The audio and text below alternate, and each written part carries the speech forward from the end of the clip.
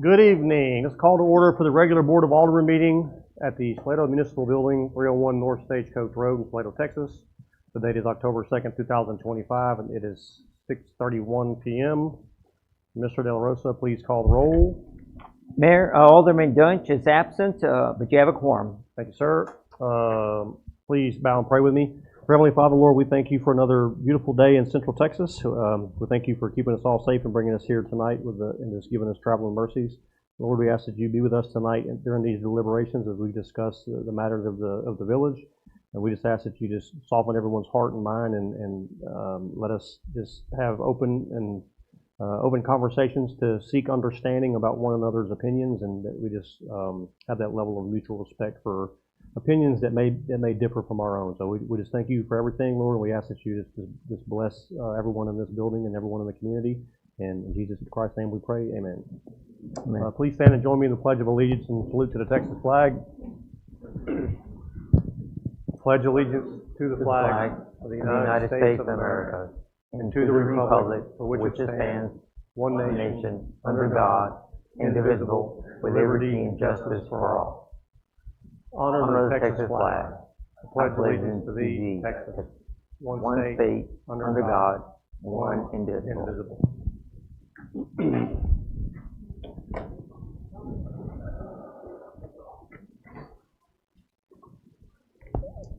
Item 1 is public comments. The Board of Aldermen welcomes comments from citizens on issues and items of concern not on the agenda. Those wishing to speak must sign in before the meeting begins and observe a 5-minute time limit when addressing the board. Speakers will have one opportunity to speak during this time period. Speakers desiring to speak on an agenda item will be allowed to speak when the agenda item is called. Inquiries about matters not listed on the agenda will either be directed to staff or placed on a future agenda for Alderman consideration.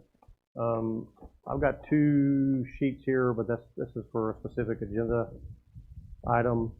Is there anybody that wants to speak just for regular public comment?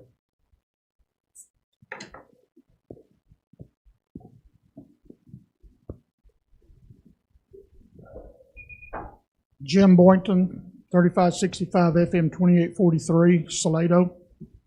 I don't revel speaking to you guys tonight. I value honor and integrity, and I'm going to tell you the straight truth about a meeting we had a while back. A while back, I got together with the county commissioner, the mayor, and another guy, Chet Sutton, to discuss what's going on next to Chet's place and mine with the apartments and the townhomes. Chet and I discovered that the townhomes had been flooded. I saw him, I called the mayor, alerted him. Through the last few years, we've been watching the taxes that are being paid by those guys. They have ag exempt on a lot of their properties with no animals on it and never have been animals. Chet discovered that they were going to be taxed on slabs when they in fact had buildings put up over there, and the rate was $600,000. It ended up being, now on the tax rate according to Chet, it's up to $16 million. I've been warning the city all along that's what was going on. Bert had told me that we were not going to approve anything over there until everything was done and up to snuff. Well, Chet and I have been getting water dumped on us, and this has been an ongoing problem. And there were some agreements, and the mayor has told me that he can't do anything about it because it was a verbal agreement, but all we could hear was if they keep doing it, we're going to shut them down. We haven't shut them down, and after it was reported to our mayor that those apartments were flooding, and instead of having 5 like he told me the week before approved, they had 17 already with C of O's. We've been warning the city a long time about that. They kept on issuing C of O's. When we were talking about this tax problem, I felt like the mayor and the county commissioner were 2 guys that ought to know what's going on. It's not their job to assess, but if they're not being assessed properly and it's costing the city money, somebody needs to do something about it. The county commissioner did. He called the appraiser, and now they are reappraised according to Chet. The problem we had is right in the middle of the conversation, Chet is pressing that he's shot grades over there, and some of those condos are below grade. In fact, if you want to drive by, there's one of them still got sandbags trying to keep the water out of the garage. And with that reported to the mayor, nothing happened. And so we talked back and forth since then. This has been about 3 months ago. So I've left it on the table to keep from having this conversation. The conversation is this. We can't keep on looking the other way. Every time we would tell the mayor something, he'd say, I'll talk to Manny. We have a lot bigger problems than this that I'm not going to name tonight, that I have documentation of, and we keep looking the other way. This is a bad thing. But on top of that, right in the middle of it, Chet Sutton, who did all the sewer on my properties over there, starts talking to the mayor about why they're not approved yet, because we were given directions by the former mayor, the former city manager, the city engineers, and they were built to that. And our plumber out here at Salado Plumbing, who's the best licensed plumber in town, helped Chet and them, and they put them all in and were inspected by our engineers in the easements that were there as we had them. We were directed by the city to do it. Now our city manager doesn't want to approve it, and Bert's following along with it. I'm tired of that. So in the middle of a conversation with him the other day, in the middle of this conversation, and he's also accused Chet and them of bootlegging in septics out at the golf cart place. And Chet told him 5 or 6 times as he's getting hotter and hotter, I didn't ever bootleg anything I've ever done's to code, and I got a permit for every bit of it, and it's all been approved. And that's how it went down. There was nothing ever bootlegged in.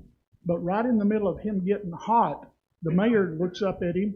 That has nothing to do with it, and as an emergency responder, you should never do this. He blurts out to Chet, I did CPR on your mother in your house. That was classless. That was as classless as it can get. But on top of that, we have somebody over here, an old couple in a wheelchair. I see them, and our plumber is trying to help them because our city manager is saying something in the right-of-way that's broken is their problem to fix. So I'm talking to Bert about it, and in the middle of all of that, he starts blasting me because he doesn't have time for it. He's at the hospital with his wife. I'm telling you, Bert, myself and others have taken damn good care of you and your family through the years, and I'm not having that crap anymore. At all. The other thing y'all need to do is y'all need to ask him to step down right now. Right now. He doesn't even live in the city anymore. Do y'all all know that? And if you do, you're hiding it from everybody else. There's no way he should lead this meeting being he doesn't live in the city. I know the city manager knows it. Are those things that they should be keeping from the council? We have supported y'all as much as could. These guys from Hidden Springs, they're not coming anymore. Why? Because they've been lied to and misled for years, myself included. It's a hard thing to stand up here and tell somebody that you think that's your friend. This is hard to do. I put it off for 2 months. Bert, you need to step down. Anybody else? Okay. Moving on, item 2, consent agenda. A, approval of the minutes of August 28, 2025 Board of Aldermen special meeting. And B, approval of the minutes of September 18, 2025 Board of Aldermen regular meeting. Alderman Sendor, you have any questions about any of these 2 items?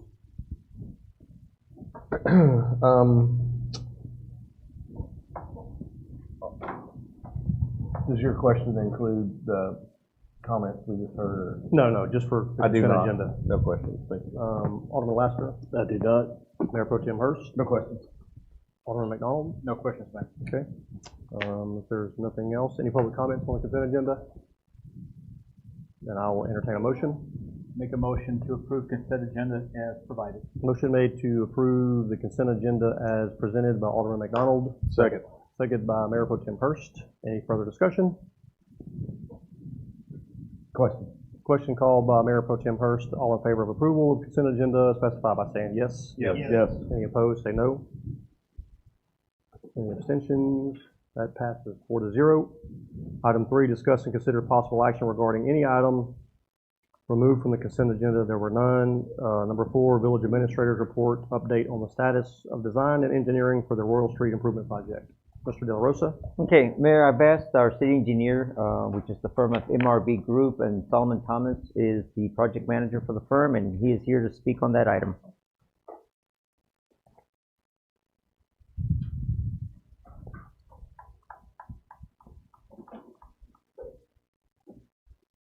All right, appreciate y'all having me.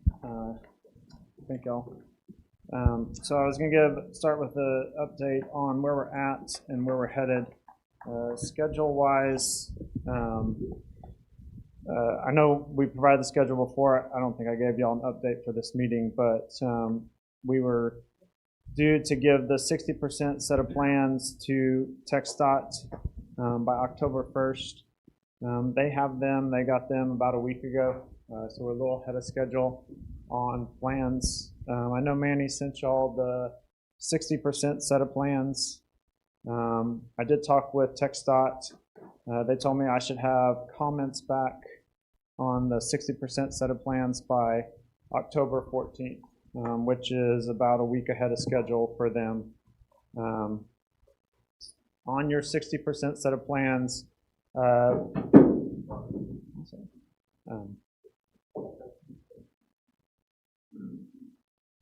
60% set of plans includes the basic design, things that are remaining to be done. Well, I guess I'll go through kind of what's in your 60% set of plans. You have all your quantities in there. Now those will be refined. You have the basic layout of your plans. There will be a few things added. But for the majority, this is the set of plans. We get comments, we address those comments. We fine-tune some of the grading, but this is the set that will go out. So you have surveying in here, you have the project layout, you have your typical sections, you have your removal sheets, which basically tells us what we're gonna go. When we go out there and they do demo, what they'll be demoing. You have your plan and profile sheets that tell you the geometry of the roadway, the work that'll be done on the roadway. So your horizontal curves, your vertical curves, width of your roadway, what material is going to be placed in the roadway. Y'all will notice that we added, per y'all's request, the concrete culverts there between kind of Barrow Brewing and College Street, so to replace the aging infrastructure there. Other things that have been added since the 30% set, so we did a 30% set of plans. That was a concept. Since that time, we've been asked to add some additional sidewalk. We added items for add alternates for parking to actually improve the parking on the west end of Royal Street. We added a crosswalk basically from Peddler's Alley going down to the creek, down that little easement area, just because people cross there a lot. So other additions, so as we got into the grading, so just east of the big box culverts, the ones that are falling down or are aging, there is parking. What that does, it actually pushes your infrastructure out into a steeper area. So in order to fit drainage and the parking in there, we are going to have to do a retaining wall to be able to facilitate that. And in addition to that, instead of doing overland drainage, due to the flow, we have to actually run a culvert underneath the parking to take the water out. Just grades won't allow us to do it without it. Basically, we're putting a pipe under the parking. And so the water is flowing where your parking would go. So I don't know if you'll have it on your, what he sent out, but it's sheet 19. And basically, we'll have to take the water into a pipe and take it under your parking. So if you do choose to do that, which we have it in as an add alternate, it will require a retaining wall and a pipe running through there to drain the water. And then in the between 30 and 60, we were requested to extend the sidewalk down to, oh shoot, what street is that? I think that's Baines, right? Across from Center Circle, the second Center Circle. So sidewalk extended down to Baines. Other changes, we took the ribbon curb out from next to the church's property to make sure not to get into their trees as requested, and limited the pavement improvements to the existing pavement width at that section. Those are the majority of the changes between your 30% set of plans and your 60%. So TxDOT, and then you have all your standards and details and things like that in here. So we have some grading and some drainage storm layout. But basically, this is the plan set. It will have comments as people see things or whatever. And so one of the things that we also did to try and make sure my designer and one of our longtime inspectors went and took the plans, walked the project. I see them out there. They got stopped by a few people to ask questions, but they went out and made sure that we have everything caught in the plans that's out there. So they took these plans out there. So, update on your engineer's estimate. So previously, we at the 30% were at 2.9 million. Basically, as you can see, just from the length of, it went from one sheet to two sheets. There are some items on there that we were requested to add into the scope, and then there was some that just as we went through the project, we realized that we didn't have in the 30% set of plans. We did take a look at current unit prices. So what you have on your OPC is basically the first 3/4 of the first page kind of matches a lot of what was in the 30% set. Then you have some storm improvements that have a lot of new items. That includes the culvert under the roadway, culvert under parking. So those items add about $273,000 to the project. There was quite a bit of embankment that we had to add because of the grading as we pushed that parking out and happened to slope that, build it up and slope it down to existing. With the extended sidewalk, we added sidewalk and we added some additional curb ramps. Those are basically the ADA, the sloped things, ramps down to the street. Did add some crosswalk striping there from Peddler's Alley across. And then on your back sheet there, we did the parking itself, so y'all could see what that cost is for parking as add alternates. So to improve what I'm calling the West End parking, which is basically from Barrow Brewing back to Main Street, to improve the parking in that area that people currently use, is approximately $77,000 in that area. And then to add parking from College Drive to Center Circle, and a lot of that, the cost is about $400,000, but a lot of that is because we are having to build up so much and putting retaining walls in order to accommodate that because of the natural terrain. So, happy to provide any other updates or answer questions about specific things. Alderman Sandor, you have any questions?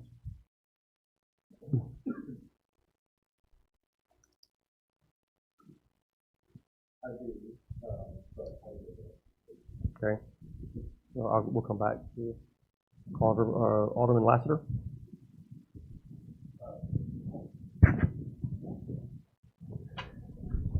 Solomon, at 30%, you said we were at a projected cost of about 2.9 million, correct? Yes. What is it at 60%?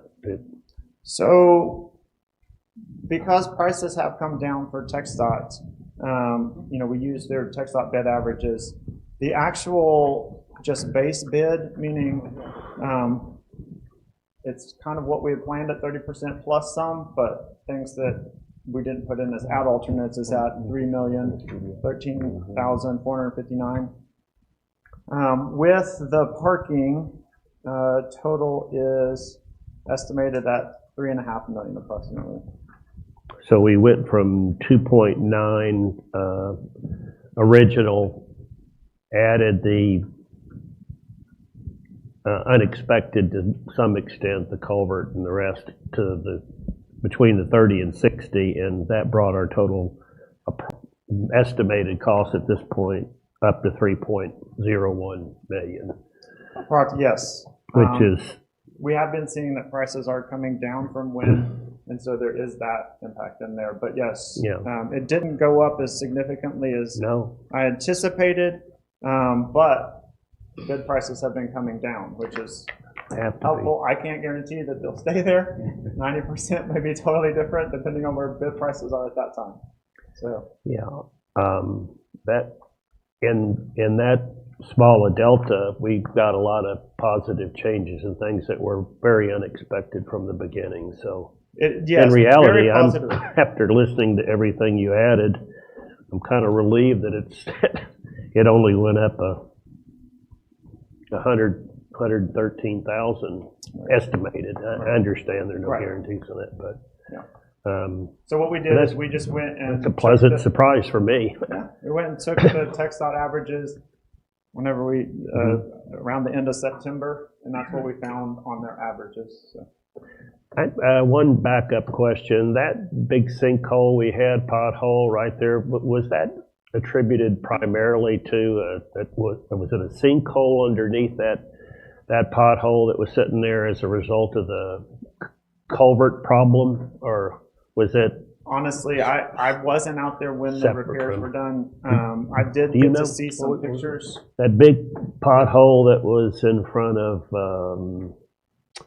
that construction house? Yeah. Was that attributable to the anything attributable? Was that hole attributable to the failure of that beginning failure of that drainage culvert underneath the road? No, I think the drainage culvert is attributed to that. Like that caused the problems with the culvert. Because we could see inside there where the water had kind of worked a hole into the side of the culvert and was coming in that way, because you could see where the dirt was piling up inside the culvert coming from the outside in. Okay. I had been asking. I said I didn't really know, but I knew y'all found out more about it as you got into it, about the sinkhole and the rest. So I was just trying to clear that up. But I'm not a construction guy, really. He's to my left. I'm just buying some time for him to get his act together, I guess.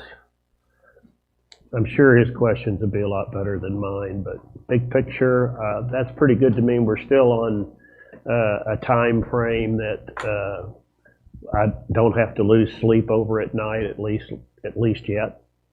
Yes, sir. Thank you, Solomon. I'm finished. Thank you, Mayor. So, actually, I do have questions for you, but Mr. De La Rosa, on the west end of this road improvement, so from Main Street through Provecho, Barrow, are we going to be looking at, or did I miss an add alternate for improved parking? I know that Hey, Solomon, can you tell me somewhere about 30, 40 pages where that page number is at, where you can actually see the parking, angled in parking in front of those areas? And I've got it. We can show the PDF. I just need that page number. So on the west end, in that area, all we show is asphalt pavement as an add alternate, 6 inches of base with 2 inches of height. Which drawing is it? Sheet 18. I'm looking at sheet 18. Right. And so what we have there is just some hatching that is basically saying that we would add 6 inches of base and 2 inches of type D in those areas if that is selected. I'm not on the page. I do I'm see not it now. Oh, do you Thank see it? I do, thank you. Yeah, now, our concern has always been that if it's not paved with asphalt, that it's just gonna be a maintenance issue over time.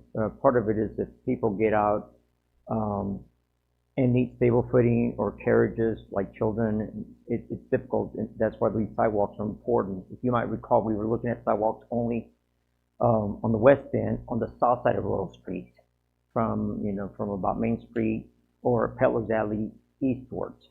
And we're looking all the way to Baines, because the center line of Royal Street's not centered. It's more northern. So how much width of a sidewalk can we put on the north side to maintain a safe pedestrian walkways or pathways on both sides of the roadway to keep them out of the center of the road, the paved areas? So, we discussed sidewalks at minimum 4 or 5 feet. 4 feet ADA compliance, 5 feet is what our commercial standards are. But if we get to 6 feet, which is kind of what we were looking at the south end, because that's what I was told early on. And then how much parking can we still maintain? Can it be angled in, or did it have to parallel park? And I got these drawings last week, so that's kind of what I've been looking at. We haven't addressed all of the sidewalk issues, for example, by the jeweler next to Chupacabra, and we haven't addressed by the General Mills store the transition from Main Street onto those sidewalks, that it may not be trip hazards. Right? Currently, you have one next to the jeweler, right? Because when TxDOT worked on Main Street, it wasn't looking at side streets. So those are the kind of things that we're going to be looking at, and I'll let our city engineer explain the base bid and then the alternates, and why we, with the $420,000 we got in the transportation development credit, that we want to maximize what we utilize, potentially SNPO for additional funding, and then we may be able to improve those parking lots so we don't have to go back in some time. But if anything, we can identify it now. It'd be an alternate. We improve it to some standard, maybe not asphalt paved, but when we get more funding, we can come back and make those. But I'd rather try to address as much as we can today through this project rather than come back later. Which is why when we discussed it on the 30 percentage plans, we didn't know how much we could fit in within the allowable build area. Okay, thank you. So just for the record, I have been highly advocating for all of those ad alternates. I want that to be shown, because what I'm looking at is a drawing, even though it's 60%, so we're still working on it, but it looks to me like a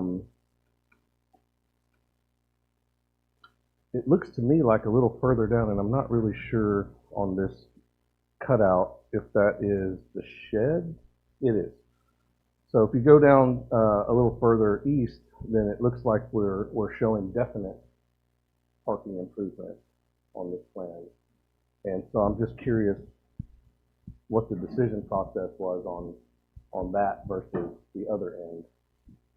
And the reason why is because I think that we should be aiming for a full scope of work, including angle-in, forward-facing angle-in parking, lighting, sidewalks. I don't like 4 and 5 foot sidewalks. I think a 6 foot sidewalk is most appropriate, and quite frankly, an 8 foot sidewalk would be better, but I understand that there are substantial money increases every time I move my mouth talking about the width of that sidewalk. So I just want to understand why we've got such defined parking at 60% further down when we clearly have a congestion point back to the west at Main and Royal.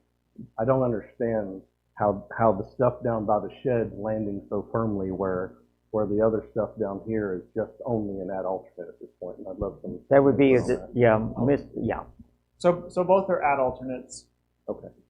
I know the shading looks different. So what happened is basically, in order to figure out what we can do on the east end, he had to design it. Like, he had to grade it out. On the west end, my designer. Okay. Sorry. So the guy that does the design for us, he is using the program and he's running all the grades and all that. And so he really had to get into detail on the parking. It is called out as at alternate 2. Well, I just got these drawings Sure, yeah, right before yeah. this meeting. Right. Otherwise, I've been trying to study them on a Right. computer, and I don't normally do that. So. You know, I totally understand, but that's why they look different, is because we went into some detail to figure out what we could do there. On the west end, the topo out there is easy. I mean, you go in, you take the gravel out, you put in 6 inches of base, and you put in 2 inches of asphalt. It didn't take design, it didn't take time like it did this one. So that's kind of the difference. It's So just this the is amount an of effort. exhibit? It's just a demonstration then on page 19? No, I mean, this is designed. If we do it, Okay. it's designed. But we haven't made it that far with design on the west end where I'm questioning. Well, yes, in that the grades work. We didn't go into detail of showing striping because down there all we need to do is take out the gravel, put in 6 inches of base, and put in 2 inches of asphalt. So it just wasn't, the amount of work that was required to do the design was significantly different on the 2 ends. I understand. Okay. And so when we sent the 60% and we were putting this in as an odd alternate, we wanted to get the plans before TxDOT, and so to actually pull like that, looking like it was an add alternate out, would have taken a lot of time that we didn't think was worth Yeah, I get the it. expense to show it on one sheet as not there, and then on another sheet show it as there. I understand. What we'll have to do is when we get to 100%, because the base bid will have to show, what's designed, and then the add alternate will have to show basically on a separate sheet what we would add if that add alternate gets bid and comes in at the price that y'all choose to do it. Okay. So thank you for that clarification. And again, I got these an hour ago. Sure. So I also, it sounds like we're still aiming for a full scope ambitiously. Yes, sir. Please. In regard to parking from Center Street, at least from Center Street all the way back to Main Street, every opportunity that we can. Yes, sir. To try to improve parking in areas where people are already parking now for all the reasons you mentioned earlier. And those are all at alternates right now? Most of it, yes, sir. Okay. We want to make sure that we can address the base bid with the funding that we have. Understand. Yeah. So, and but by no means were we ever trying to do more improvements on one end of the roadway and not the other, or Sorry. east or west end. Yeah. That was not my intent by showing it. And that I can way. see that now after your Okay. explanation. Thank you. I hope that didn't confuse people in here, but the retaining wall, where was that? Where was that at? So basically from sheet 19, station approximately 550, it's a little past there. You start with the head wall for the culvert, and then that transitions into a retaining wall on the back side of the sidewalk. You see those circle symbols? That's the handrail that would go on top of it. And so basically there's a shear wall right beside the side. The sidewalk is sitting on a shear wall, and then you have pedestrian handrail to prevent people from falling and to have something to hold. Okay. It's here.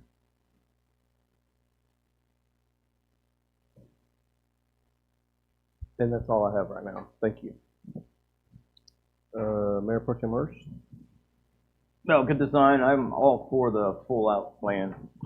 If we can afford it, then that'd be great for Royal Street and Main Street going down. Alderman McDonald? When do you foresee having 100% done, sir, as far as based on the current scope, and more importantly, without any additional add-ons, in other words, leaky shoey, things of that nature? If we didn't change another thing in this project, when can you have that 100% done based on the requirements? Right. So the schedule is to provide TxDOT. So TxDOT requires us to do 60% and then 90%. So our schedule has us delivering the 90% plans at the end of November. They have approximately a month to review them, and then we anticipate turning those around in 2 or 3 weeks, so having them January of 2026, they need time to get it approved through the FHWA and get all the things approved. So then they have, what is that? It's almost 5 months to get all those approvals and then advertise at the end of June of 26. Okay, so thank you for that answer, sir.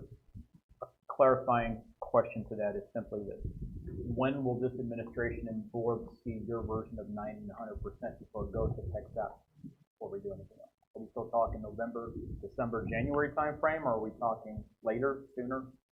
Just So for what predictability sure. based on for the community standards here.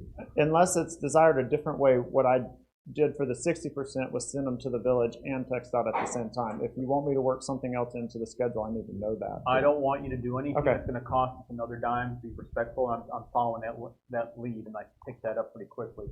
I just wanted to know what Sure. you're doing, how you're doing it, so that way, if we get questions from members of our community, we can say we're not there yet because we haven't been provided yet versus a Sure. timestamp on the document. So 90% plans y'all will get at the end of November. Okay, 100% plans towards the end of December. good enough for me. Thank you. No further questions, Matt. Okay, thank you. Thank you, Mr. Thomas.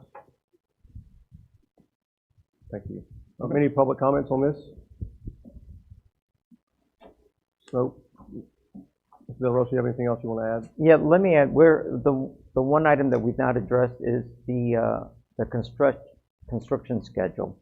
It is my intent to try to work with the city engineer and our contractor that we do work during, because we're going to have the stroke coming up in the winter of 2026, that we minimize impact along the western end as much as possible, or that we try to get as much as we can and get out of that area by the time the stroke comes around. And then maybe work on the eastern side. So, and it's, so it's not a true demobilization or mobilization on one side and demo and moving to another end, but we are certainly cognizant of the fact. I mean, I was here driving up and down I-35 when you lost out a lot of business, right? The village did. We recognize that we've not discussed it.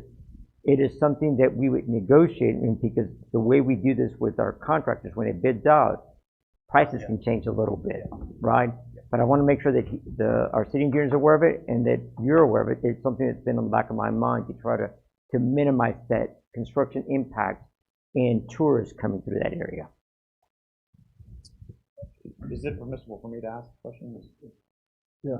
Okay, I was just curious if you're wanting us to work that in the plans, or we're going to work that, you're saying you want to work that with the contractor? I'm hoping we Yeah. can work it with the contractor Oh, okay. at the time. Yeah, I don't want to do this. I want to make sure that we have that discussion, and Okay. he's going to be able to tell us what his schedule is, right? Because you build it into the plans, your price is going to go up. So let's try to have a Okay. very friendly relationship with this. And what you do is if his time is longer than 18 months because he's working with us, you don't want to penalize him because he's working on a schedule that accommodates our hours. Your damages for not meeting a deadline. If you're going to allow some time, and which means it runs our construction schedule a little bit longer, it is, but it minimizes impact to our businesses. Are you here? You understand what I'm, okay. Oh, I absolutely understand what you're Okay. saying, sir. Thank you. Is there something else? I got nothing else. Thank you, Mayor. All right, thank you. Or do you have anything? Would you stay for just a minute, please? Thank you for the extra time. We don't actually, I mean, this is really just an update. So if this is inappropriate, I need some help. But there's been some concern about these drawings and where other property owners on Royal believe their property boundaries are. So can we enlighten everybody as to what your findings are? I know that you've been asked about this a lot recently, Sure. because we've been trying to clarify. I think that there's a lot of people in this room that want to hear what that sounds like. All right, so I will preface this with, I will share information of what the surveyor has found and try and go into detail on that. But as to a legal decision of which information, or I don't even know the legal term, supersedes the other information, I don't know the answer to that. So, but the gist of the right-of-way concern is that there is an original town plat that shows Royal Street being 97.5 feet. The only documents, there are some documents that have been filed that with deeds that have monumented that in a different location than the original town plat. So people have bought and sold property with an assumed line that was done by deed. And so basically a property owner somehow claims, I don't know the right terminology, to this point, and surveyors have recognized that over time. Right, wrong, indifferent, I don't know the answer to that question. Your town plat shows a 97.5 feet. In general, on the north side of the road, the original town plat and the deeds match. And so that line is, according to all the documents that the survey has found, is in the same location. What comes into question is on the south side. So the deeds that people bought and sold property with show that the right-of-way is about 80-ish feet. The town plat shows 97.5 feet. The town plat is referred to in some deeds it's not referred to. And so there is documents from the 70s, if I remember right, where the county surveyor surveyed Royal Street. So this is Frank Martin, who was the county surveyor, and this is 1963. And it was approved by the Commissioners Court of Bell County, this plat. And that southern line of Royal Street matches with deeds. There is your original town plat that, I know this may be hard to see, but basically this northern line of Royal Street lines up, and it's, shows that this width is 97.5 feet. So you have a town plat that shows the right-of-way is 97.5 feet.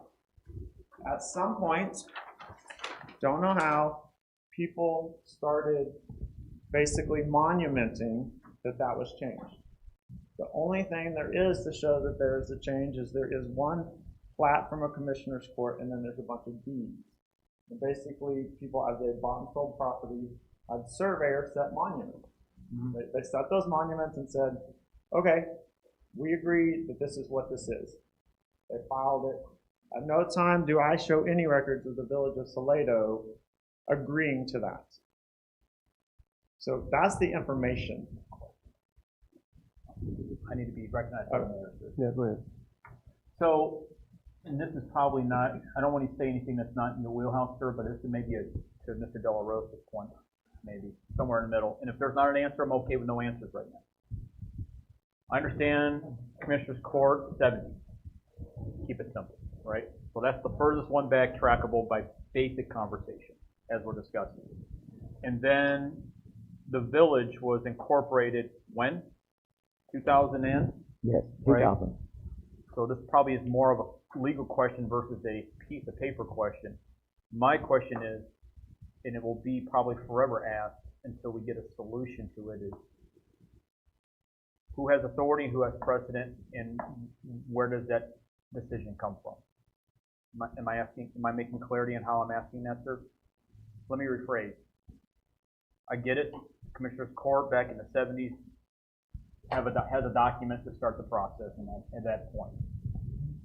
However, when we, and I use the word incorporate or became the Village of Salado, weren't perimeter lines drawn out then? in other words, when I say your property, private property versus village property, right away, things that, wasn't that managed to during that period of time? Would that be managed during that period of time to validate or justify either a 97 or to support the 88 feet? It's approximately 80. Approximately 80 80. conversation. There's like 79.6 and it goes down to like 77 in some places. Whatever those numbers are that are not congruent to Right. the overall 97.5 as the current conversation. Would there be some validity there for that?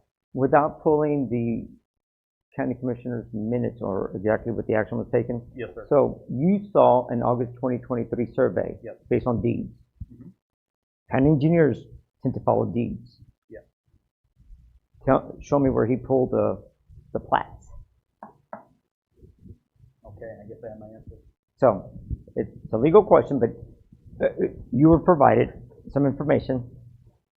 Just because the surveyor marked it, the surveyor's marking doesn't change what it's conveyed to the public. Right. So a way of saying is I sold some property way back in the day where my neighbor's property kind of intermingled with my friend, in other words, my neighbor.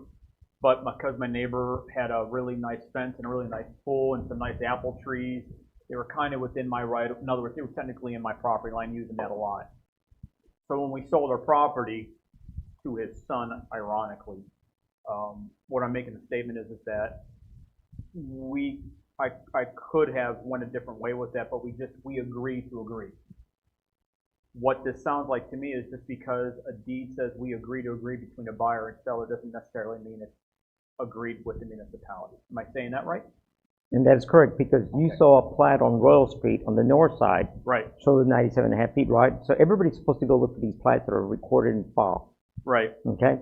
We've Yeah. seen others. So in other words, a survey doesn't supersede a plat that actually shows. And the taking or squatting on public lands is called an adverse possession. Yep. And it's in violation of state and federal law. It's applicable to cities, counties, state, and federal. So public lands are public lands. And we cannot forgive that to No. any property owner because that would be a constitutional issue? And if it was done by a county engineer and all staff, and it's a mistake, remember, mistakes happen, and a mistake by an employee, right? So the point is, so there are going to be some, you could potentially have some legal questions, but if there's been so if there was transfer of land, Right. why weren't those plats recorded on those transfers in the deeds, and where are your title policies? That's an issue in and of itself. Yeah. You see what I mean? So, and that's as much as I'd like to speak on this. Yes, sir. And I'm grateful for the conversation that we've had, and I have no further questions. Mayor. Thank you. Anything else? Justin, I just want to finish mine, please. So, thank you for the input that you gave. I'm trying really hard to figure out how to ask these questions without putting you on the spot, understanding that you are not legal counsel and that you're an engineer. And so, one idea is that perhaps properties have been being traded or sold using meat and using Meets and bounds. meets and bounds. Thank you. And I do recognize that that's possible. I've never participated in that personally. So one idea is that maybe these parcels have been sold using meets and bounds, and so the surveys are reflective of that, but not the original plat that implies that the right-of-way is 97.5 feet. To the best of my knowledge and assessment from what I see from information is basically what you said. There was 97.5 feet, and people started doing something different. Nobody stopped it, and we're here now. Okay. At a legal question of who legally owns it. Understand. I'm good. Thank you, Mayor. All right. Okay, thank you. Mr. Lowry, is this the item that you wanted to speak on?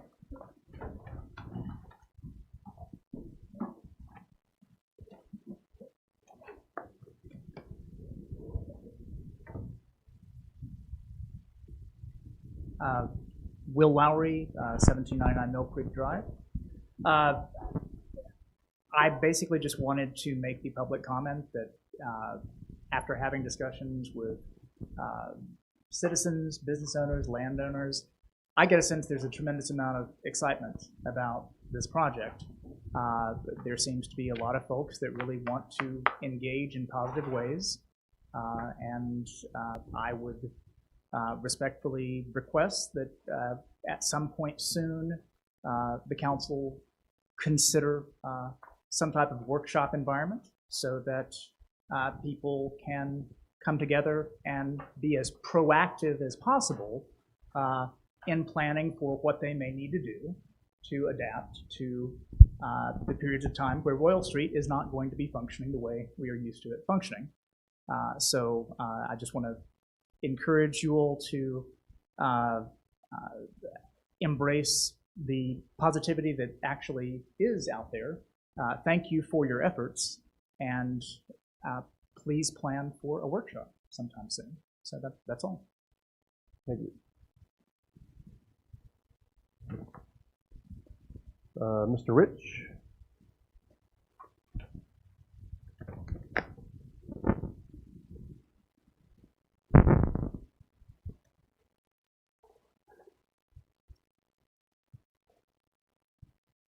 Good evening. I've got my notes here so I don't get lost in front of the microphone. My name is Jay Rich. I'm a resident here at 906 Indian Trail, and I'm also one of the owners of about 550 foot of Southside Royal Street property. First, I want to express, somewhat like Will did, that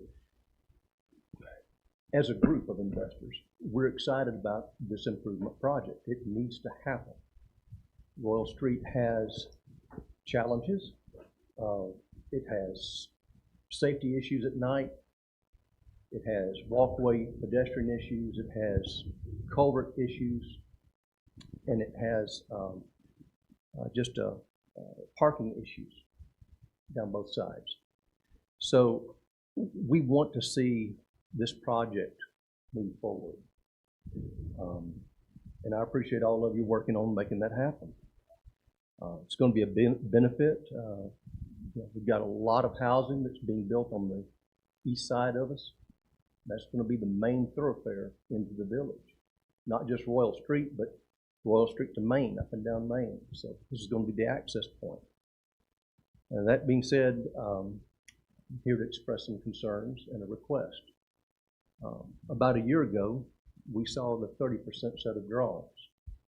And the 30% set of drawings reflected a sidewalk and parking that stayed within the traditional right-of-way and did not encroach onto our property.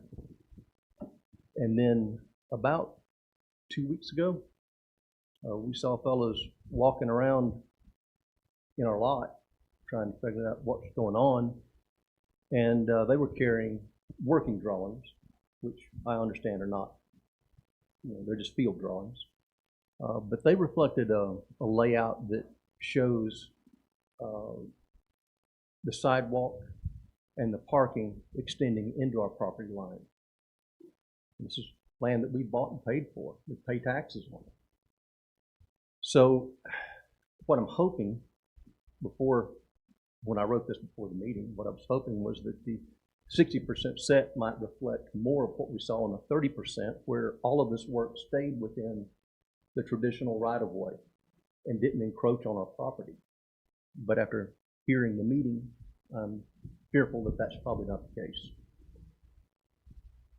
One of the other concerns that I have is how this is going to impact our businesses that are along Royal.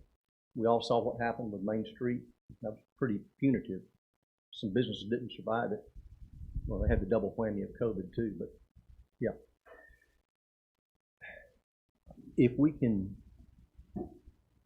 know that there's a significant level of pain to expect. That's just the nature of this beast. It's a lot of work that has to happen, and it's going to be disruptive. But as property owners, are there things that we can do to mitigate some of this pain? Are there things that we can do to help create pedestrian access even if vehicles can't access, golf cart access even if vehicles can't access? Are there things that we can do to help the village through this construction process. There are a lot of questions like that, a lot of challenges that come up during the phasing of the construction that that we think we have some valid input that may be helpful. We live there. That's where we are. So to wrap this up with time, again, I want to emphasize, I'm expressing hopeful support with what I feel to be very valid concerns about these two items I've brought up. And we want this project to be successful. I do construction design. I'm an engineer. Gene and Tanya can speak for me. I measure success of a project by, number one, is it achieving design goals? Is it a good return on the investments for the dollars spent? Do we have clean and clear bid documents that are going to give us a quick review and permitting process, strong bids from qualified contractors that have no exclusions in them, and a construction process that moves smoothly and without expensive change orders? We don't want surprises in the construction process. One of the things that we can do as stakeholders along Royal Street is we can provide some input that may help mitigate some of these surprises, some of these change orders. We'd like that opportunity. Please engage us.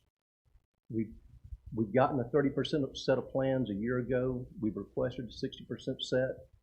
Just a few days ago, there's not been a adequate time to respond to that request, but if we can get the information, if we can help as the people along Royal Street, we can help this project be successful.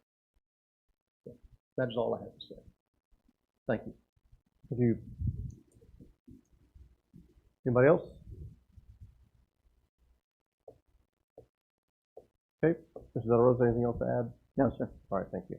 All right, moving on, item 5A, discussion and possible action on approving minor plat of Stagecoach Retail on the Creek, the site being located on the western side of South Main Street at Royal Street. Mr. De La Rosa? Okay, the Stagecoach Inn and Restaurant are the main buildings at that site.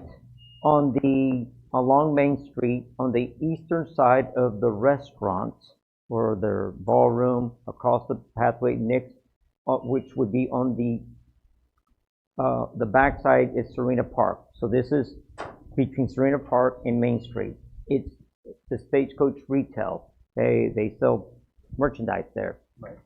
That tract of land is all part of the Stagecoach Inn. They would like to plat it and have an opportunity to potentially sell it or do whatever, but have it within its own tract. It doesn't meet the minimum lot size requirements. Okay, so it's a non-conforming lot or tract of land. It doesn't have enough land to make it comply with our zoning ordinance for minimum lot sizes. And because the city park is directly behind it and there's a driveway, so in other words, on the south side and the north side, it's got the creek. It can't buy land to meet that requirement. So it will always be a non-conforming lot. Okay? So it is my recommendation that through this plat, and there are some plat notes that follow somewhere in here, probably about 3 pages back, and you'll see items, item number 13. This is a non-conforming tract that is being platted and approved by the Village of Salado's governing body as it cannot meet the lot size requirements. That's very important. So 12, 13, and 14 address this. Basically, the building would have a 0 lot line on the north side, the creek side, a 0 lot line on the west side, which is the site that faces Serena Park. So, and it's got a 5-foot setback, which is the setbacks for the historic district. So it may or may not be compliant on the south side, but the driveway is there. That's the entrance off the driveway on the south side of the property. So it's already non-conforming. We did adopt if I recall, early this year, the various building codes. And besides what you were already enforcing through the International Code Council with the International Residential Code, International Building Code, and other codes, the one that's really important to this and a lot of historic buildings around town, older structures, is the International Existing Building Code. Right. It allows upgrades, maintenance, all within a certain set of standards that doesn't have to be torn down and rebuilt. So, so that was noted in here, not only that code, but any subsequent additions of the code. So it would offer some protection. So we address as much as that, and that is lot 1. If you go right up to the cover page, you'll see that there is lot 2, block 1. That is the driveway access off of Main Street. That is the access that the village is utilized to access Serena Park. Right. So beyond that is the Stagecoach Inn, and potentially it could be gated. They can do whatever it wants, but this allows for us to be able to access it off of Main Street, provides ingress, egress into the city park. It's a public parking area. As we discussed, we have that addressed, and so this plat is before you. Only the Board of Aldermen can approve a non-conforming plat and make it conforming. That's all I've got. Okay. Alderman Sandor? Mr. De La Rosa, would you clearly give us your recommendation if you have one, please? I absolutely believe that you should approve this, my recommendation for approval. Thank you. No further questions there. Alderman Lassiter? Mayor Pro Tem Hurst? No questions. Alderman McDonald? Yep, got a couple questions, Mr. De La Rosa. The asphalt driveway, by any other language, that is the sole ownership of Stagecoach Inn by any other language? Yes, sir. 1944 feet. Gotcha. Okay. Yes. Gotcha. Do we have, so if we do such things and we take your recommendation and when we make this decision, and let's just say down the road that this portion of the property is sold to another entity or a person, something to that effect, is there any way that sale would block us future reference from getting into our Serena Park driveway? No, sir. What guarantees do we have as a village to make sure that our citizens can enter our parkway? That's what I'm getting. Yes, sir. Plat note number 14. Yes, sir. It says lot 2 is a private driveway, lot intended to provide access to the adjacent property. That's us. Okay, so we're good there. So 14 covers that piece. So It does, sir. perpetuity conversation. Yes, sir. Well, unless another governing body wants to strike it out. Understood. Do a replat. Right. No further questions, Mayor. Thank you for your time, Mr. Del Rosa. All right, any public comments on this?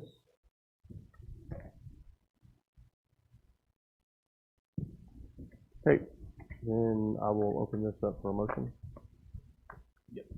Mayor, I'd like to make a motion to approve 5A as written. Motion made by Alderman McDonald to approve 5A as presented. Seconded by Alderman Lassiter. Any further discussion? Question. Question called by Mayor Pro Tem Hurst. All in favor of approving item 5A as presented, say yes. Yes. Yes. Any opposed, say no. Any abstentions? That carries 4-0, Mr. De La Rosa. Item B, discussion and possible action on approving an encroachment agreement between the Village of Salado and Stagecoach 1943 LP and its heirs, successors, and assigns. Mr. De La Rosa. Okay, this is an encroachment agreement for the ADA ramp that's actually located on city property. It is on the west side of this retail building. So on the west side, near the south end of that, so as you drive into the city parking lot of Serena Park, it's immediately on your right-hand side. Mm-hmm. So it's a concrete ADA ramp. I am recommending that this encroachment agreement be approved. Basically, what it is we're allowing for this ADA ramp to exist on city property and that it will be maintained. As a matter of fact, I think, how was it written? In such a manner that should they sell the property, right, that, and it's in the agenda language, that not only Stagecoach 1943 OP and its heirs, successors, and assigns will be responsible for the maintenance of it. Okay? So, again, I'm recommending approval of this agreement. All right, Alderman Sandel? No question. Alderman Lassiter? No question. Mayor Pro Tem Hurst? No question. Alderman McDonald? Just a quick question for clarity. That also includes, you said the maintenance of it as well as any required code upgrades that may be required in any future purposes? It would should be, unless they want to do something or readdress this, as long as they stay within that footprint. Yeah. And if not, they can always come back to the Board of Aldermen. And I should have mentioned that Dave, Mr. He's with Stagecoach 1943 LP, if you had any questions for him or if you'd like to, address anything. But it's pretty straightforward for us. I got it. No, I'm good with that answer. I just want to make sure we're not on the hook later down the road that because it's on, even though we're giving them the approval, that we're the ones that have to maintain it. That's the conversation I'm concerned about. Yes, sir. Okay, no further questions, Mayor. Thank you. All right, thank you. Any public comment? Nope. Then I'll entertain a motion. Mayor, make a motion to approve 5B as written. Motion made by Alderman McDonald to approve 5B as presented. Second. Seconded by Mayor Pro Tem Hurst. Any further discussion? Question. Question called by Mayor Pro Tem Hurst. All in favor of approving item 5B as presented, say yes. Yes. Yes. Any opposed, say no. Any abstentions? Carries 4-0, Mr. De La Rosa. Item C, discussion and possible action on approving the Salado Center first amended and restated development agreement between the Village of Salado and Kelts International LLC. Mr. De La Rosa. Okay, this is the Salado Center up by where, everybody knows is the QT area. So up there, we have a development agreement, and this is an amended, it's the first amendment to that development agreement. What I did is I left a lot of the strikeouts and added language. Mr. Collins, Jay Collins is in the room, sitting in the back of the room, I write, and this was not only was reviewed by their corporation, it was also reviewed by their corporate counsel. Between their attorneys and us, and Mr. Collins and I certainly have not only Mr. Jay Collins, but also Mr. Tim Collins, his brother, we have a good working relationship. What we did is we amended this agreement, and if you look at the first page, 3.15, down about the third line, you're going to see the village shall retain the letters of credit. As you might recall, we have letters of credit for about $488,000 from their bank to us. So we didn't want to compromise that letter of credit with a bank. So in essence, if you go to the next one, 3.21, the village shall take necessary action to accept Salado Center Loop Road, Salado Center Drive, and Keltsburg. That is the ask of this amended agreement. The reason being is the roads have been completed, but there were other listed items on the performance agreement, and we'll cover that in the next topic, that may or may not have been totally completed. The street lights aren't in, we haven't checked for all the signage, all the markings and all that, and it's all lined out. But this will allow the developer to proceed with the possible sale of other lands, okay? The other lands may not be in our village, and I've mentioned that to some of you all that have asked. But it has been my position that good development should be a regional approach. This business, prospective business, has an opportunity to draw more businesses, and it may not necessarily be, and it's certainly within the city of Belton city limits. There are opportunities in there that within Belton CTJ, the village's own boundaries, or into our ETJ. So with that being said, in our city engineers, we've confirmed that, I confirmed with Mr. Thomas, he can confirm with his field staff that it's been inspected. We have everything that we need for acceptance. So based on that, in having a working relationship with our developers, we are okay by affirmative action approval of this First Amendment and the performance, you're accepting the roads. Okay? Okay. So, but the 2-year warranty doesn't start here. The 2-year warranty starts when all of the items have been completed, and then this letter of credit for the performance bond converts to the letter of credit for 2 years thereafter. So we wrote those safeguards in place. I was very upfront. The Collins family was acceptable. And what you see strikeouts are their attorney sometimes wanting some different language, and we accommodated that through our city attorney if it met those, if it protected our interests as much as it did them. And if it didn't hurt us, we were good with it. So, it's not a very, not a lot of meat here, just 2 pages. So it is my recommendation that this first amendment to the development agreement be approved. Okay. Any public comments on this? No? Okay. Then I will open it up to a motion. Mayor, make a motion to approve 5 Charlie as written. Motion made by Alderman McDonald to approve 5C as written. Seconded by Alderman Lassiter. Any further discussion? Question called by Mayor Pro Tem Hurst. All in favor of approving item 5C as presented, say yes. Yes. Any opposed, say no. Any abstentions? Sure. I'm familiar with this. I'm familiar with this process, and I do want to compliment you on doing that, and I think it's the right thing to do, and it's a nice, smooth way to transition on a long-term development in a mutually beneficial capacity. So I think that's good work on both sides, so appreciate that. Thank you. All right, and that carries 4-0. Item D, discussion and possible action on approving the Salado Center Phase 1 and 2 amendment to performance agreement between Kelts International LLC and the Village of Salado. Mr. De La Rosa. Okay, this is the amendment to the performance agreement.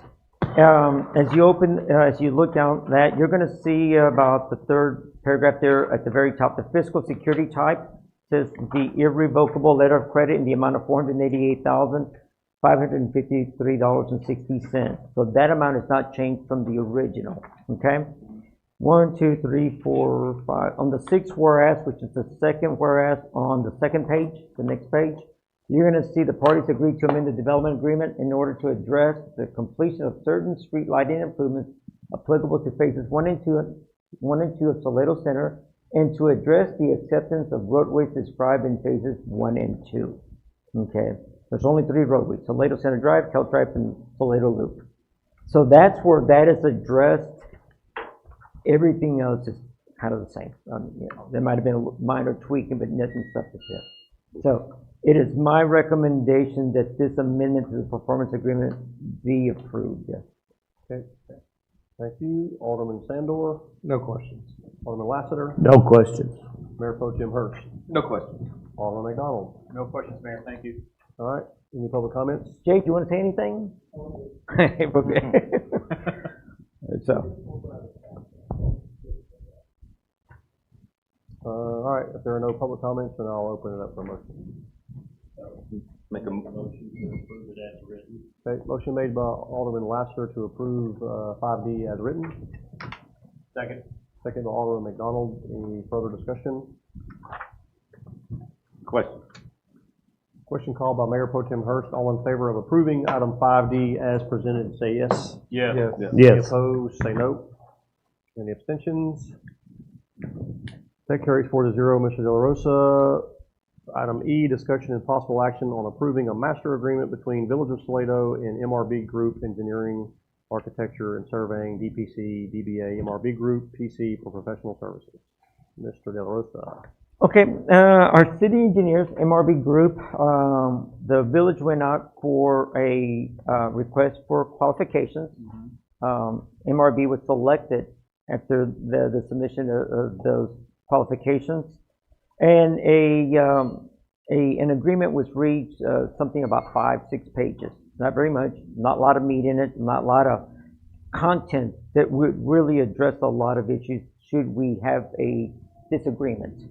This form is actually from the Engineer Joint Contract Documents Committee, so everybody knows it as the EJCDC. Okay, very common. It is, I think, something like 20-something pages. Okay, these are terms and conditions recognized in the industry.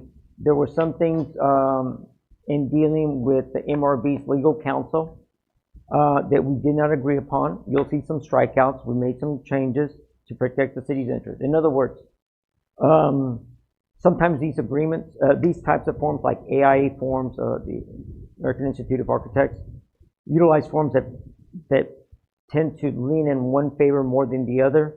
So we try to balance that, and we've done that here. What's really great about this, and what I prefer over this, it's got the task order addition. We don't really track, we track projects by proposals instead of a task order. Right. I like it. It spells out scopes. It's much more detail. We're going to look at, and there are some sample task orders in here, right? But I think that it'll give you a better understanding what it is. And should we ever have a disagreement, and I had this conversation with our city engineer along with their chief operating officer. I have worked for cities that our consultant engineers made mistakes that negatively impacted the organization, that resulted in lawsuits, right? And sometimes our consultants, sub-consultants, somebody else, hire them, it's hard to reach to that person, okay? Some of this is just me in my experience, that when I have a disagreement, I want to be able to resolve it as soon as possible, right? Presented to me, I'm familiar with it.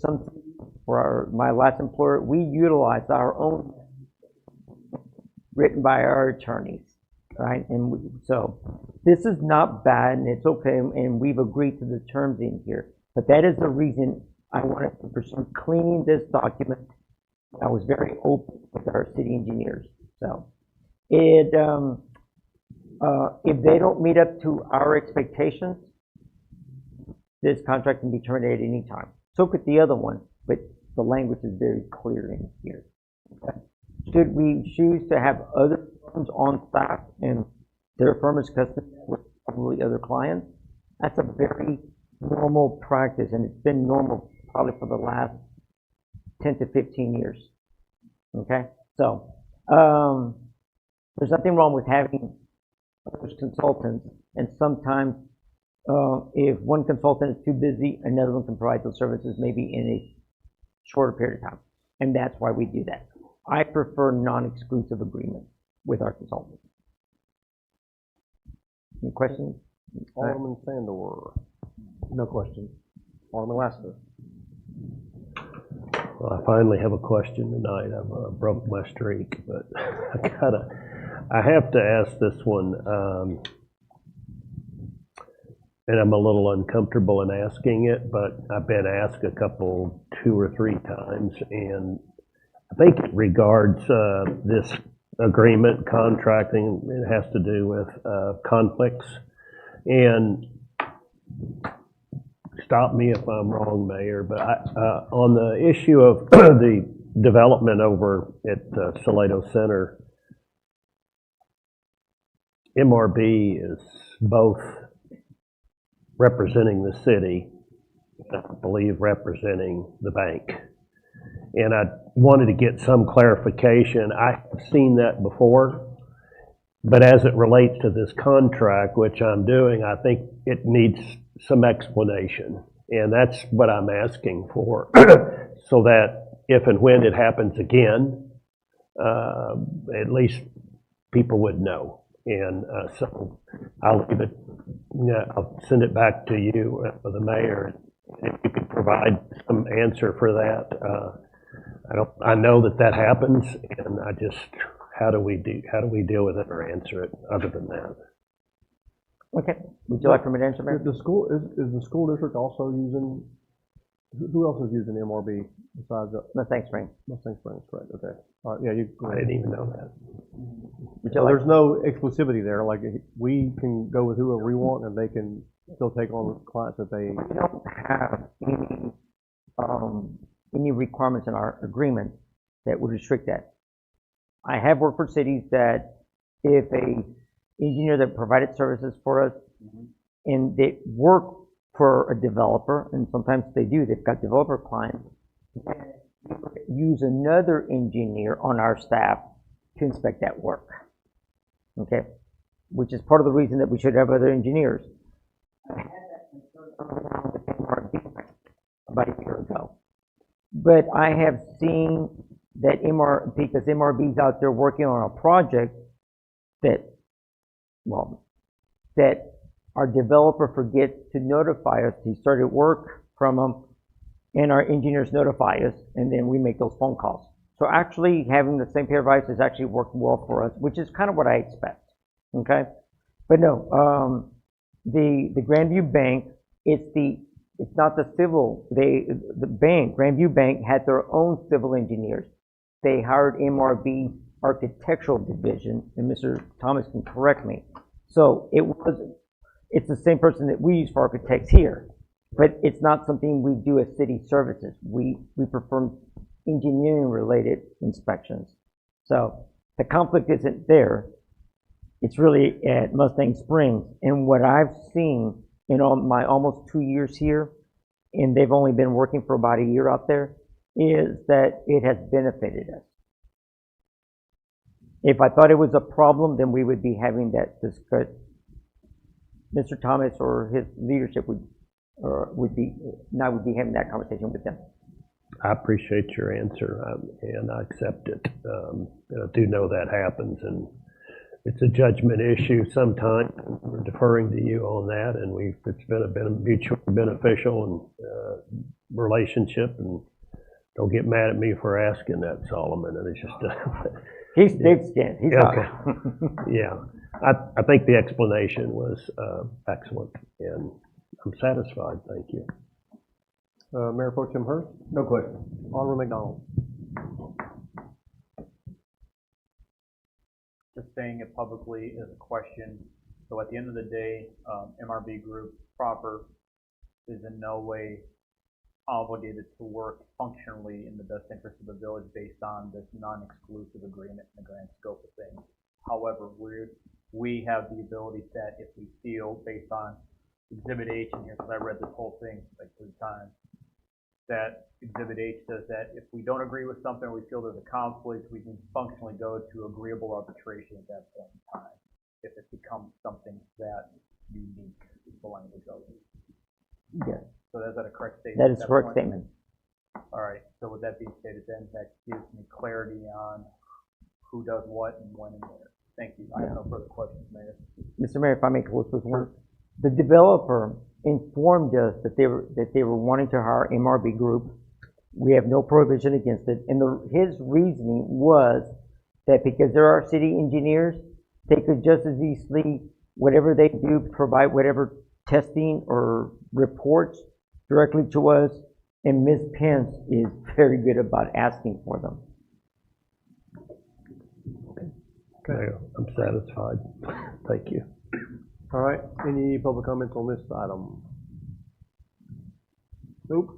Then I will entertain a motion. Make a motion to approve 5E as presented. Motion made by Mayor Pro Tem Hurst to approve 5E as presented. Seconded by Alderman Lassiter. Any further discussion? Question. Question called by Alderman McDonald. All in favor of approving item 5E as presented, say yes. Yes. Any opposed, say no. Any abstentions? That carries 4-0. Mr. De La Rosa. Item F, discussion and possible action on a request to allow a package store for the sale of alcoholic beverage for off-premise consumption at 113 Salado Plaza Drive, Suite 1A, Suite 1, a property zone local retail in accordance with zoning ordinance number 2013 TAC 08. Mr. De La Rosa? Or Ms. Pence is going to take it. Mayor and Board of Aldermen, thank you. Tonight I'm going to be presenting the proposed packaged liquor store at 113 Salado Plaza Drive, Suite 1. A new business application request has been submitted to establish Uptown Liquor, a packaged liquor store proposing to lease a rental space at 113 Salado Plaza Drive, Suite 1, which is currently zoned local retail. And according to the permitted use chart of our zoning ordinance 2013-08, packaged liquor stores, off-premise alcohol sales are restricted within the local retail zoning. In section 5.10 of the ordinance outlines the special provisions and permitting processes for residential areas and the historic districts. And you do have this section 5.10 in your package as well this evening. However, this section, it does not provide a permitting process for the local retail zoning for package stores. The ordinance further states that package stores shall be located in one of the zoning areas: local retail, regional retail, or commercial districts, with any exceptions requiring approval from the Board of Aldermen. Therefore, Board of Aldermen action will be required to determine whether this request for a packaged liquor store at 113 Salado Plaza Drive, Suite 1, may proceed under the restricted local retail zoning designation. Staff has reviewed the property line distance of the proposed location and the nearby church from front door to front door. Again, you have this in your packet for you to review, and it does not exceed the 300-foot requirement. The owner of Uptown Liquor is here tonight to answer any questions that you may have. I do want to make a special note to you that we've had a conversation, staff did, with our city attorney to ensure that we were following all the state guidelines on our ordinance to make sure that it was current and standing, and also the directions on calculating those lines. So we had a very in-depth conversation about that.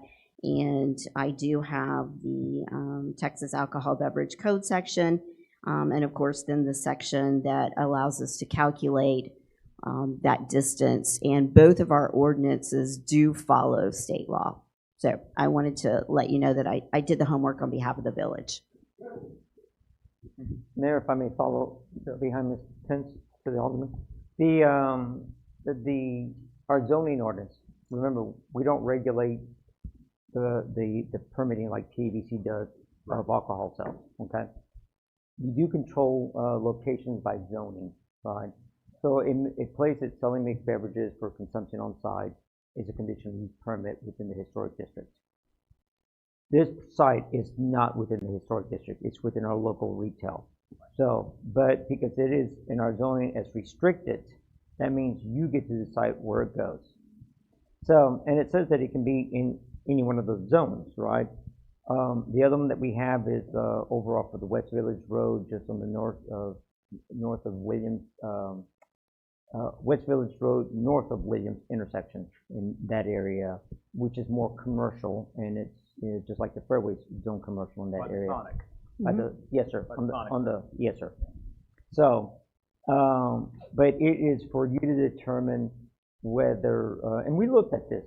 We looked at the distance from the church, from the Public Art League Sculpture Garden, from, the Brookshires is a family store, and Salado Plaza, along with Mill Creek, are gateways into our residential area. So this is the takeaway. Do you want this kind of establishment at that gateway entry? And that's what you get to decide, not anything else.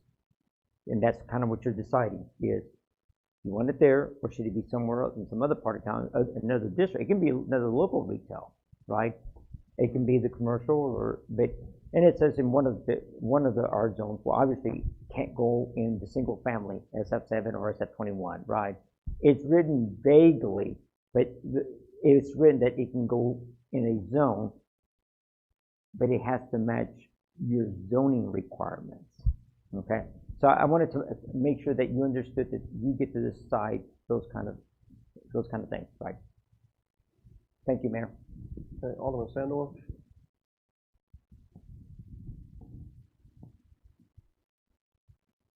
No questions. Alderman Lassiter. Yes. Can you explain to me the difference between this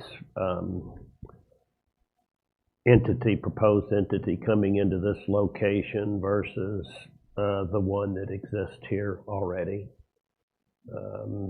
as it relates to our zoning and. So I can tell you, I don't know in-depth business model about both of them, except they're package stores. And according to where the location's at, where they're at in zoning, I mentioned this proposed one is in local retail. The current one that we have is actually zoned commercial. There's a very small strip behind. Right. I know where it is. Sonic, thank you. I went brain dead. And that's where that one is at. And is the proposed applicant in the historic district per se? No, sir. Okay. He is not. Okay. Thank you. You're welcome. No further questions. I do want to add, if I may, forgive me, Mayor. The owner is here tonight presenting this, that he has not signed a lease. He is looking for approval before moving forward. So I thought that was very respectful, and I wanted you to understand and hear that. Thank you. It is. Mayor Pro Tem Hurst. Thanks for being here. I'm gonna have to say, I'm not a fan of having 2 liquor stores in a small little town, but it's just, who's gonna go out of business first? That's what's in my mind. So that's all I got to say. Alderman McDonald. No, I got a question. The current ordinance for zoning that we're referring to, when do we first establish? Well, at least what is the most recent version of that based on our conversation? The zoning goes back to like 2009? So I'm just asking, this is not a sharpshooting question. No, that's with okay. respect to the team. So the current zoning that we're talking about in this Yes. presentation What was that is decision made? Like what 2013-08. year? 2013. Thank you, ma'am. That's a clarity moment. So we're talking easily 12 years ago, by other simple language. All right. You said the potential owner of the business is here? Yes, sir. Okay. Can he come? Absolutely. I'm sure he's Well, no, the mayor needs to. Oh, I'm This so is the sorry. mayor. Come on. Mayor, Yes, sir. Yes, sir. Sorry for decorum. Yes, sir. Come on up. That's on me, sir. I'm sorry for that. I should ask the mayor first. Thank you, Mayor.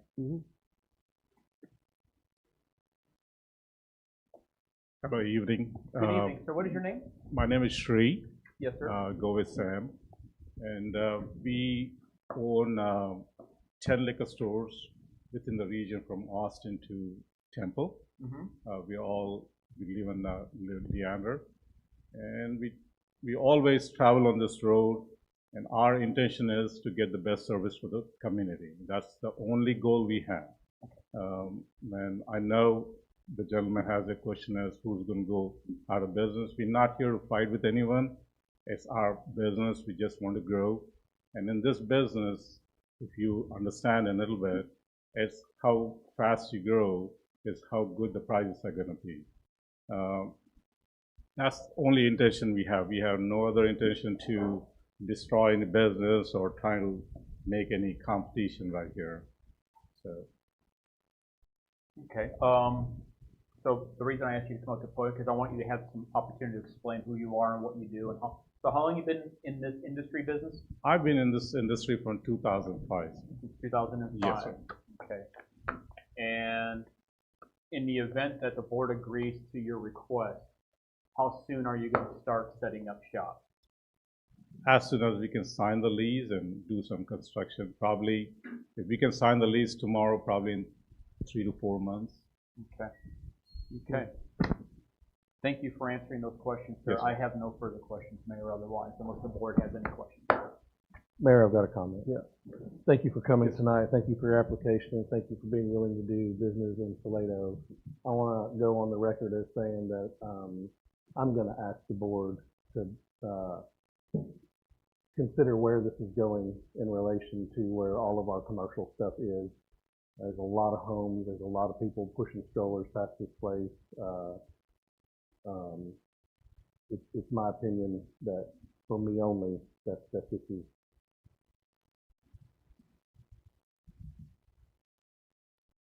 I'm not a fan of the location of this package store. I just want to say that for the record. Okay. Go ahead. You can get tired of this. I would like to follow up on what Mr. Sandor said and say I'm not at all opposed to another liquor store in competition. I do believe that there are other locations that are better suited in this town than there, and I do very much appreciate the respectful nature of coming in here and asking before signing it. I also think that's a good business judgment. So oftentimes that's not the case, but I'm not discouraging another opportunity for someone to come into Salado and do business the right way and go forward. I just think personally too that this location is better suited for other uses than that. But I know that there are other locations in this town that are available. So that's how I feel, and I wanted to pass along my respect and appreciation to you. I appreciate that. Thank you. We've been looking at all over the town for 2 years, trying to see where commercial buildings are coming in, but there's nothing that's available in town for the size that we want, at least. How big was that you were? 3,000 square feet. How much? 3,000. 3,000. That's a big store. That's a good sized store. Yeah, I'm not sure that I know of that answer right now either, but I'll certainly keep that in mind. Sure. Thank you. Good. Okay, any public comments? Okay, thank you, sir. Thank you. Appreciate it.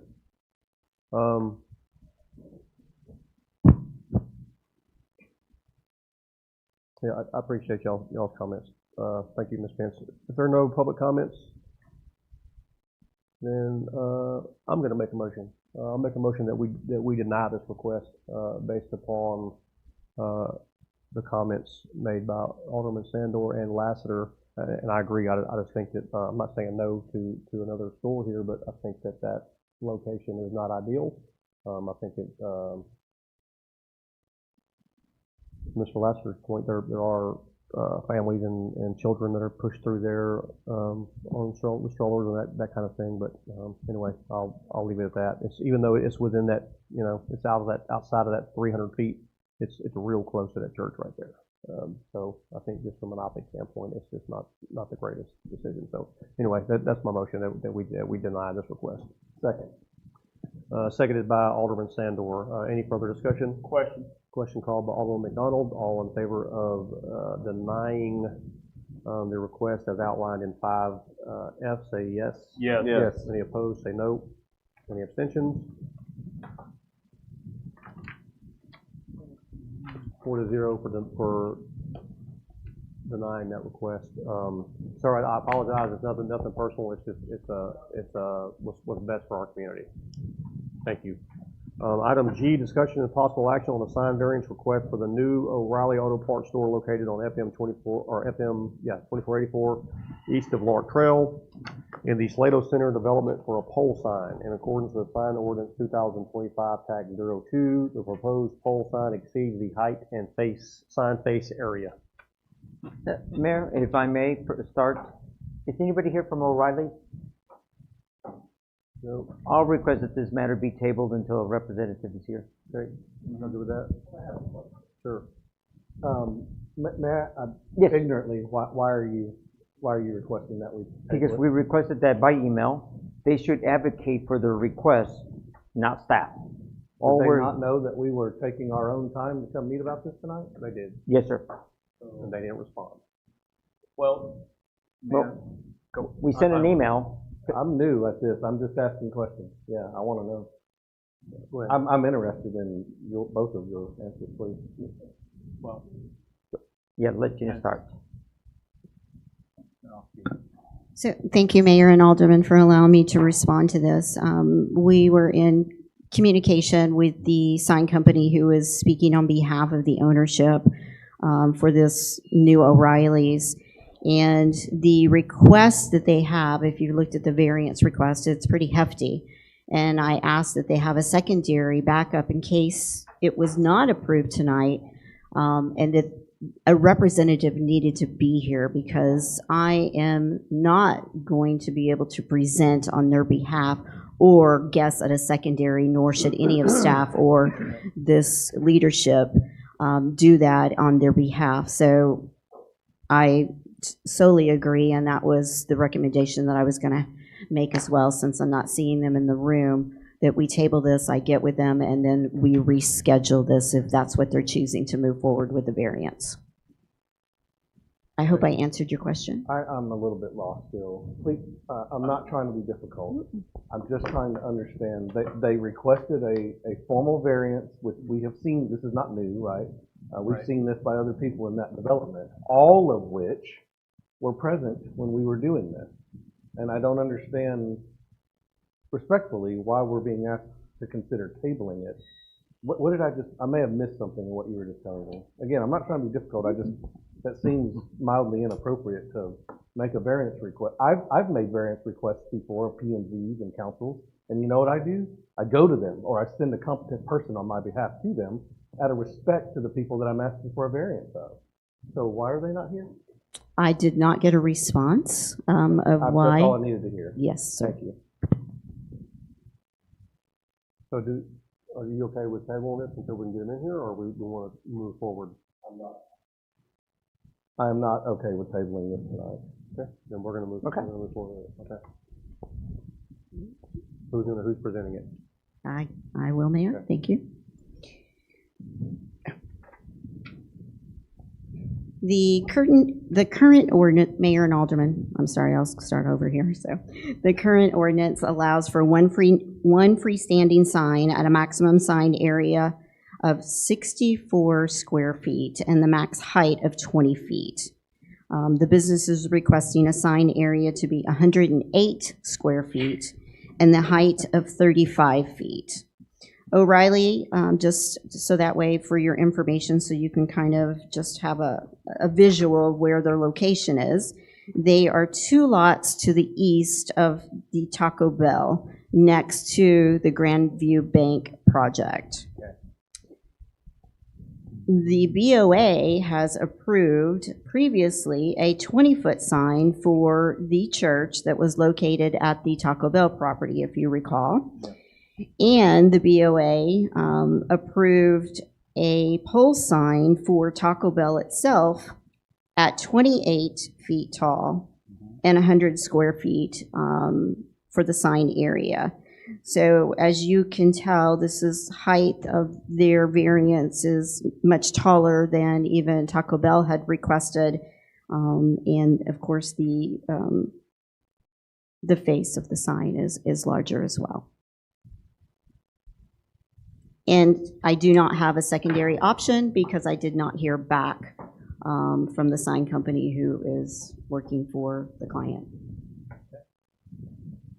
Okay, Alderman Sandoval. So would you recite one more time, please, the 2 that we've approved variances on? I wrote down 100 square feet at 28 feet tall. Which that was for Taco Bell. Okay, and then the other one? And then that was the church that we recently did, and we did that one at the 20 feet high. What was their space area? They were at the 64 square feet. They stated that. Yeah, that's right. Okay. Yeah. They had originally asked for more, and then during the discussions, they were able to go down. So, Mr. De La Rosa, if a variance is not approved tonight, does this entity have an opportunity to come back and ask again since they weren't present? I don't want to be unfair. I just don't understand why they're not here. Yes, sir. And I found the email. Ms. Pence sent an email on September 24, 2025 at 10:35 a.m. Based on that email, I sent a subsequent bit into the email. It says, this item is being placed on the Thursday, October 2nd meeting. Someone will need to attend to represent this variance and answer questions from the Board of Aldermen. And their reply to that? There wasn't any, but as you might know, I what I did in my review after this, I saw that Bureau Veritas approved 2 wall signs not in conformance with our ordinance. We issued a permit on that approval. I mean, and I notified you, but once we issue the permit, we could lose a potentially negative impact, or, you know, I've already ordered the sign because you've issued me a permit, all those kind of things. So it would just go listed as a non-conforming property site in accordance to our sign ordinance. But the pole sign is what they made a variance request to just address that. I told them that something was issued in error, and then I had to confirm that, you know, well, who made the mistake? Bureau Veritas made the mistake. She signed the permit based on that mistake. That's for the wall mounted. For the wall mount, but it was in that email.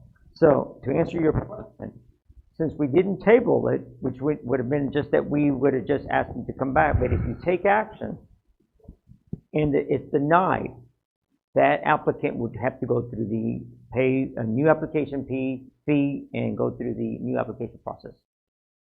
The variance. Not our problem. No, it's not, but that was why I was kind of suggesting we table it. But the point is we started it, and now you got to take an action on it. But we did notify them to make it very clear, and the sign company actually says, well, how do we get it conforming if you're going to list this as non-conforming? I said, go through the variance process. So the answer to my question is yes, they can reapply. They can reapply. For another variance, and then we could hear it at another time. Yes, sir. And pay a new fee with another variance. But I came here to hear it tonight, and I think these gentlemen did too. So Yes. I'd like to continue down that road. And this isn't the first time that Bureau Veritas has messed us around on and approved something that we later found out was approved and it was in violation of our ordinances. That is correct. And I am working on requests for proposals. Should we choose to look for somebody differently? We also have a company that is already qualified through the purchasing co-op, another company. So in other words, there are options that will be coming forward. It's just prioritizing what I need to get done. Okay. Good. Last thought, please. So thank you both for working on this. I'm excited that they're coming here, but I wish they would have came so that we could ask, why do you want your sign to be different than what our ordinances read? And everyone else has gone through that process. So, yeah. And they've been successful. So. And I think no response in 8 days is not really a good thing. And it wasn't an ask. You didn't say, can you come, you kind of gave direction like we need you here to be able to answer questions. That's fine. That's okay. Just laughing. Thank you. Correct me if I'm wrong, but if they choose to follow what the ordinance says and limit their sign to 20 feet and 64 feet in terms of square feet, 20 feet height, 64, they don't need to come back. It's only if they need a request, correct? That is correct. Okay.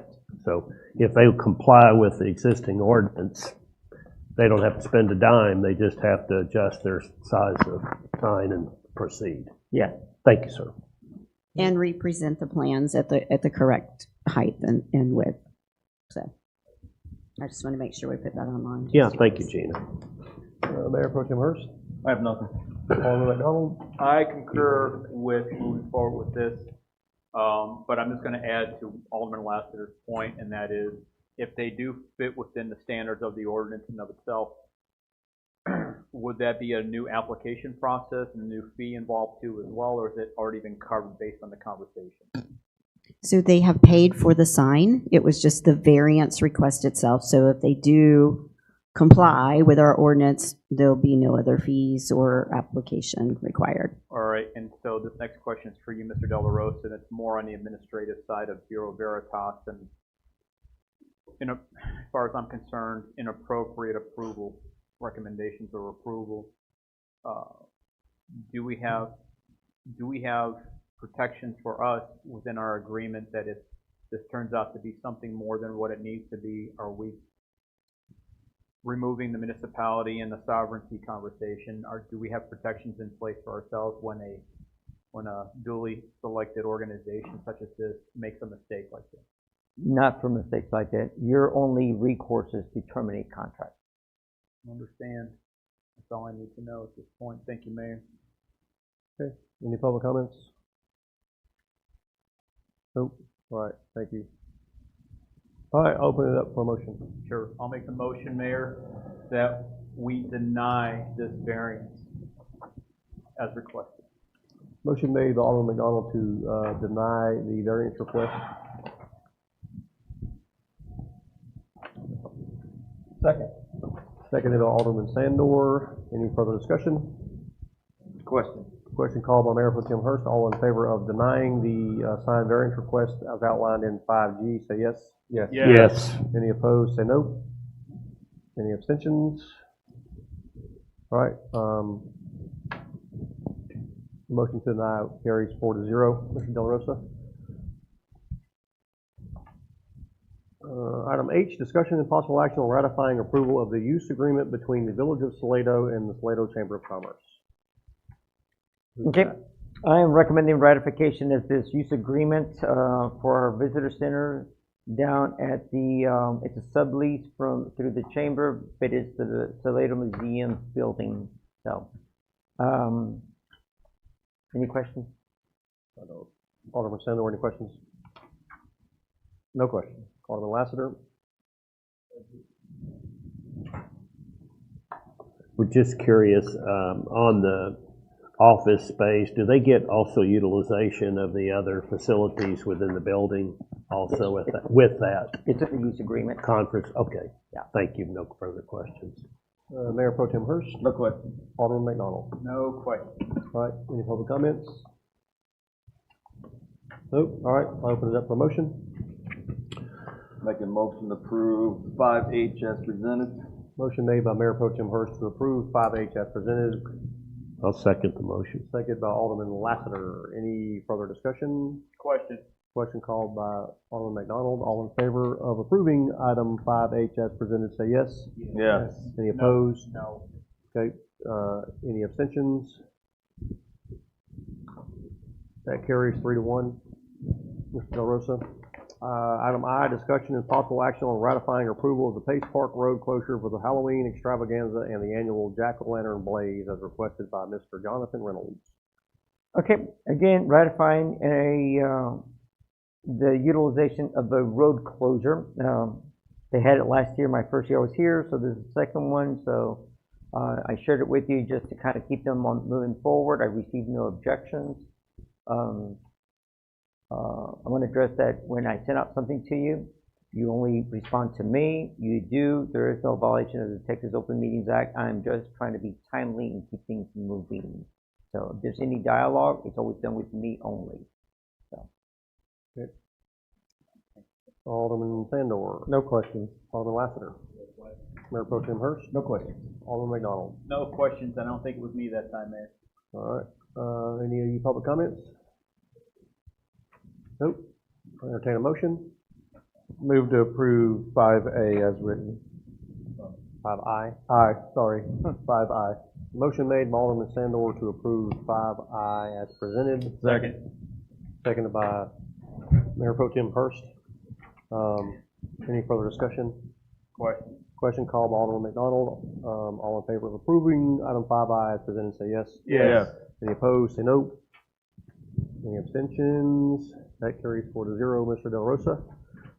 Item J, at the request of staff, if the board will allow to table this, here in the last day or so, Ms. Pence has found some things that also need to be kind of cleaned up in the rest of this document, and she needs some time to get that done, so I need to push it back to the next meeting if the board will allow it. Okay. I like it. Tabled. Good. All right, then no action on J. Item 5K, discussion and possible action on canceling the regular board meeting on December 4th, 2025 to attend the 2025 Salado Christmas Parade and schedule a special meeting for December 11th, 2025. Mr. Yep, recommend so that we can have our elected officials participate in the parade. I recommend that we cancel this meeting, but it does appear that we will have some business on December 11th, which is why I want to go ahead and put it on the schedule now. Okay, thank you. Alderman Sandor? No, just a comment that would put us in an Alderman meeting Back to back. back to back. which I'm fine with for this reason. Okay, thank you. Alderman Lassiter? No question. Mayor Pro Tem Hurst? No question. Alderman McDonald? No question. Thank you. Any public comment? All right, I'll entertain a motion. Make a motion to approve 5K as presented. Motion made by Alderman McDonald to approve 5K as presented. Second. Seconded by Alderman Sandor. Any further discussion? Question. Question called by Mayor Pro Tem Hurst. All in favor of approving item 5K as presented, say yes. Yes. Any opposed, say no. Any abstentions? All right, that carries 4-0. And finally, item Move to 6 adjourn. is adjournment. So moved, adjourned at 8:26.